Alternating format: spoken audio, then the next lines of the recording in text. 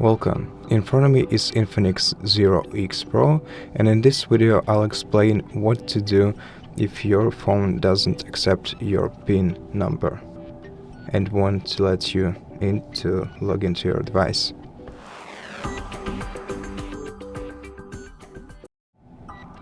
So the first thing to consider is whether you're trying to input the phone PIN number or the SIM card PIN number, as they are oftentimes mistaken for each other.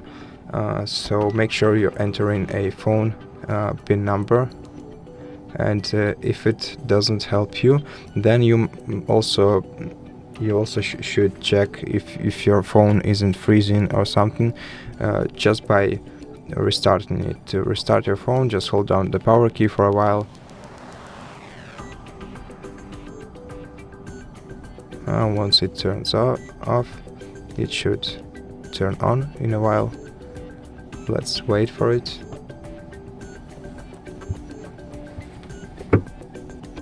And once it turned on, we can try and enter the PIN number again. And if it doesn't work, then you should consider taking your time and trying to remember your PIN number, because this may also help you save some time in the future. Usually a lot of time, a lot of work, and in most cases also your personal files stored on your device.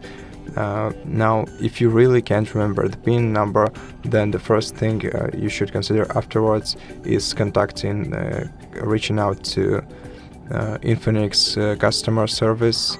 I think that if you provide them with the information confirming your ownership of this phone, that they will most likely help you solve your issue and restore access to your device. And now, if you didn't succeed doing that, then the other option to consider, and the last option, is to perform a factory reset on your device. Now, you can do this using a recovery mode. We have a video about this on our channel, so go ahead and check it out. And if you're interested, and if you want to reset your device remotely, so you just have to use a Find My